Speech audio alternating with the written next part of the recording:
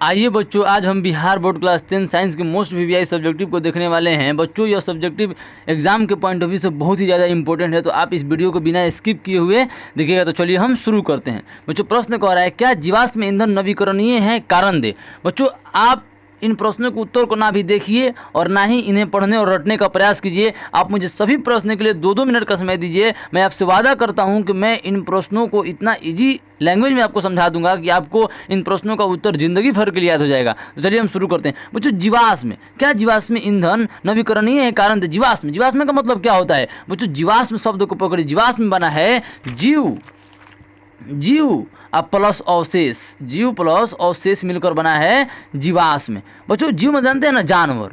अवशेष मतलब क्या होता है? डेड बॉडी, मतलब लाश। डेड बॉडी को हम हिंदी में अवशेष बोलते हैं। मतलब जीवों के लाश से, जीवों के अवशेष से, जीवों के लाश से, जीवों के डेड बॉडी से। तो कह रहा है, क्या जीवों के डेड बॉडी से ईंधन जो बना ईंधन है नवीकरणीय? अब कहेंगे कि जीवों के डेड बॉडी से कैसे ईंधन बन गया? बच्चों, करोड़ों वर्ष पहले इस धरती पर पेड़ पौधे और जानवर तो उस टाइम भी थे।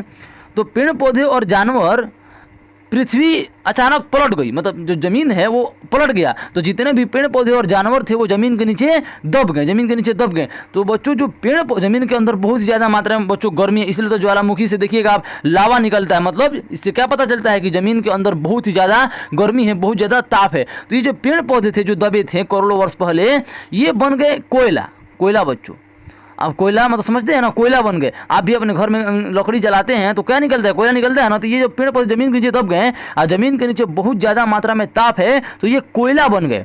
और ये जो जानवर थे ना बच्चों, ये पेट्रोलियम बन गए।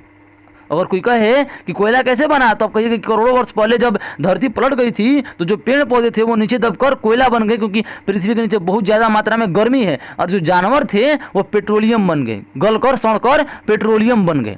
तो इस प्रकार कोयला और पेट्रोलियम बना। तो जीवाश्म ईंधन जीवों के डेड बॉडी। बच्चों, पेड़ पौधे भी तो डेड ही बॉडी हैं। अगर पेड़ पौधे दब जाएं, जमीन के नीचे दब जाएंगे तो मर ही जाएंगे। तो ये भी जीव हैं, इनके अंदर भी जान है। तो पेड़ पौधे भी जीव हैं। अगर ये जमीन के नीचे दब गए तो क्या ये डेड बॉडी नहीं हो गए, मतलब लाश नहीं बन गए? जानवर दब गए तो ये भी लाश बन गए। तो जीवों के लाश से जो ईंधन बना है वही कह रहा है जीवाश्म। जीव प्लस अवशेष जीवाश्म, जीवों के अवशेष से जो ईंधन बना, लकड़ी, कोयला, पेट्रोलियम, बच्चों ये तो ईंधन ही है ना। तो वही कह रहा है इनके अवशेष से, मतलब इनके डेड बॉडी से जो ईंधन बना, क्या वो नया है? नहीं बच्चों, नया कैसे हो गया?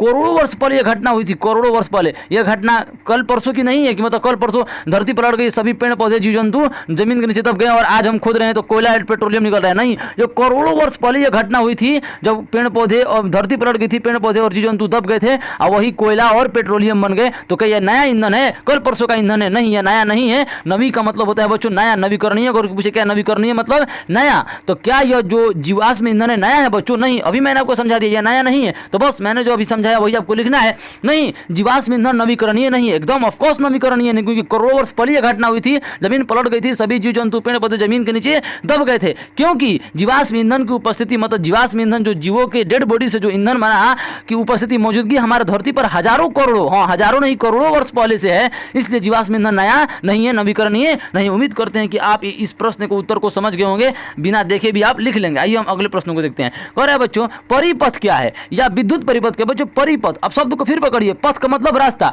तो आप ऐसा मत कहिए कि जिस रास्ते से परी होकर गुजरती है उसे हम परिपथ कहते नहीं। इसलिए एग्जामिनर बच्चों विद्युत परिपथ देता है। वो जानता है कि बच्चे हैं खुराफाती, वो लिख देंगे जिस पथ से परी होकर गुजरती है उसे हम परिपथ कहते नहीं। विद्युत परिपथ बच्चों, हर किसी का रास्ता तय होता है। आप भी चलते हैं तो आपका रास्ता फिक्स है कि हमको इस रास्ते से, इस गली से जाना है। दुनिया में हर चीज, जितना दुनिया में जो भी है, जो भी मतलब इस दुनिया में चीज एग्जिस्ट कर रही है, उसका रास्ता फिक्स है कि उसको इस रास्ता से काम करना है, इस रास्ता से जाना। उसी तरह बच्चों बिजली, जो आपके घर में बिजली आती है, विद्युत आती है, तो उसका भी तो रास्ता होगा, एकदम रास्ता होगा। तो बच्चों, बिजली जिस रास्ते से होकर गुजरती है उसे हम विद्युत परिपथ कहते हैं, उसे हम परिपथ कहते हैं। तो वही लिखना है, जिस पथ से विद्युत धारा मतलब बिजली होकर गुजरती है उसे हम परिपथ या विद्युत परिपथ कहते हैं। उम्मीद करते हैं कि बच्चों आप इस प्रश्न के उत्तर भी आप समझ गए होंगे। आइए अगला समझते हैं। कह रहा है विद्युत विभव क्या है? बच्चों रटिए मत इसको, विभव मत रटिए, आप समझिए। यहाँ पर दुनिया में हर किसी को बच्चों काम करने के लिए, आगे बढ़ने के लिए, अगर आपको चलना है सड़क पर बच्चों, तो आपको ऊर्जा की आवश्यकता पड़ती है, एनर्जी।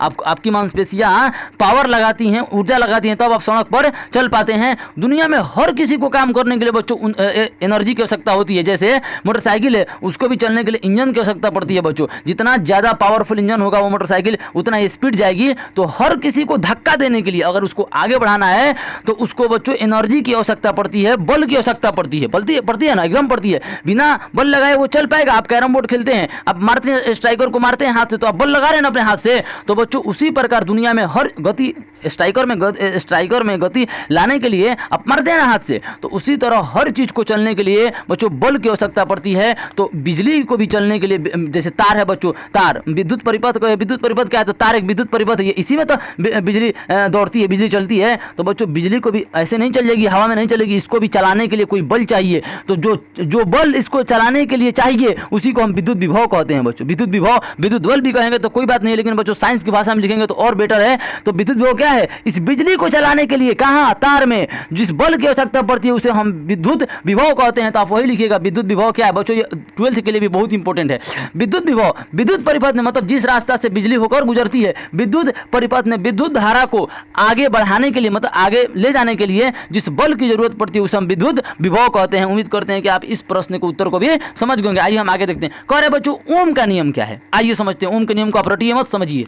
देखिए बच्चों, अगर मान लीजिए आप साइकिल चला रहे हैं, साइकिल को तेज चलाने के लिए आपको मांसपेशियों से ज़्यादा बल लगाना पड़ता है पैडल पर। जितना ज़्यादा बल लगाएंगे बच्चों, ये साइकिल उतना ही तेज चलेगी। साइकिल है नहीं, आप मोटरसाइकिल को लीजिए, मोटरसाइकिल का इंजन जितना ज़्यादा पावरफुल होगा बच्चों, वो मोटरसाइकिल उतना ही स्पीड चलेगी। जितना, इसलिए तो बच्चों जिस मोटरसाइकिल का इंजन पावरफुल होता है वो मोटरसाइकिल महंगी बिकती है। मतलब जो मोटरसाइकिल का प्राइस तय होता है वो इंजन तय करता है कि उसका इंजन कितना पावरफुल है। जितना ज़्यादा इंजन पावरफुल होगा वो मोटरसाइकिल उतना ही तेज चलेगी। उसी प्रकार जितनी ज़्यादा अगर हम किसी चीज़ में गति बल लगाएंगे वो चीज़ उतने ही तेज चलेगी। तो अगर बच्चों बिजली को भी अगर तेज चलाना हो तो क्या हमें बल की आवश्यकता नहीं पड़ेगी? जितना हम ज़्यादा बल लगाएंगे या बिजली उतना ही तेज चलेगी। तो बच्चों ओम ने बस यही कहा था कि जितना ज़्यादा हम बल लगाएंगे, बल मतलब विद्युत विभव, जितना ज़्यादा हम विद्युत विभव लगाएंगे बिजली का रफ्तार उतना ही तेज हो जाएगा। जाहिर सी बात है, हम साइकिल तेज चलाना है तो पैडल को जोर से मारिए, मोटरसाइकिल को तेज चलाना है तो इंजन को पावरफुल बनाइए, तभी वो तेज चलेगा। तो बिजली को भी तेज चलाने के लिए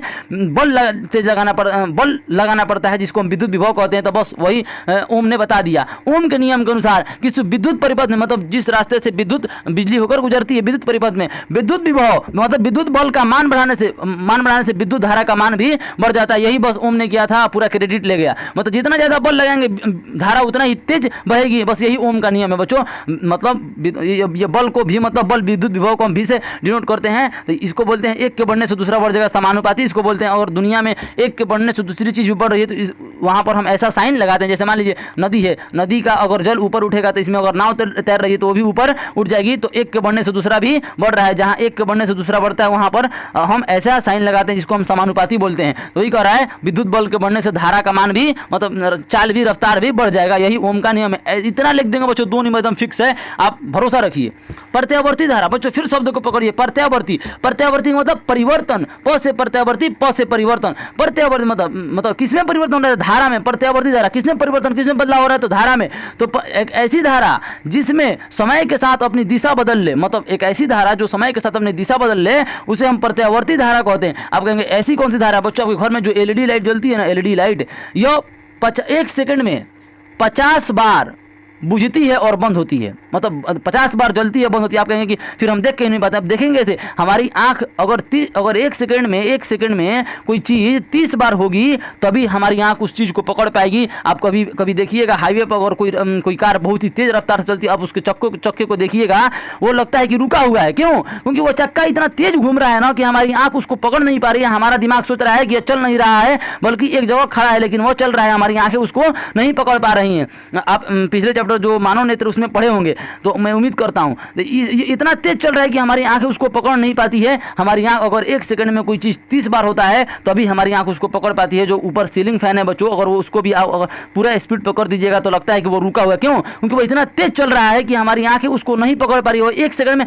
50 बार से 30 बार से अधिक चल रहा है, 30 बार से अधिक चल रहा है, इसलिए हमारी आंख उसको नहीं पकड़ पा रही है। अगर 30 सेकंड चलता है, 1 सेकंड में 30 बार वो घूमता तो हमारी आंख उसको पकड़ लेती। तो एलईडी जो है 1 सेकंड में 50 बार बुझता है और बंद हो जाता है, तो हमारी आंख कैसे पकड़ लेगी? तो बच्चों बुझता है मतलब ऐसे होता है, बंद होता है, ऐसे होता है, बंद होता है, ऐसे होता है, बंद होता है। तो यही तो प्रत्यावर्ती धारा है। हमारे घर में जो धारा आती है, जो बिजली, अगर कोई पूछे कि हमारे घर में जो बिजली आती है वो कौन सी धारा है, तो बच्चों प्रत्यावर्ती धारा, प्रत्यावर्ती धारा, क्योंकि एलईडी उसका जीवंत उदाहरण है। 1 सेकंड में 50 बार बुझता है और बंद होता है। जान जी बच्चों, तो वही कह रहा है, जो धारा समय के साथ अपनी दिशा बदल ले उसे हम प्रत्यावर्ती धारा कहते हैं। देखिए मैंने अभी आपको बताया, एलईडी बंद होता है, बुझता है, बंद होता है, बुझता है, बंद होता है, यही एसी करंट है, अल्टरनेटिव करंट। हमारे घर में एसी ही प्रत्यावर्ती धारा ही आता है। आइए हम अगले प्रश्न को समझते हैं। कह रहा है दिष्ट धारा। बच्चों दिष्ट मतलब होता है लगातार, मतलब जो बदले नहीं। तो दिष्ट धारा जो समय के साथ अपनी दिशा नहीं बदले उसे हम दिष्ट धारा कहते हैं। मतलब यह फिक्स होता है, यह मतलब जो मतलब बच्चों जो जैसे सोलर पैनल है ना, जिससे सोलर जो हम लगाते हैं घर छत के ऊपर,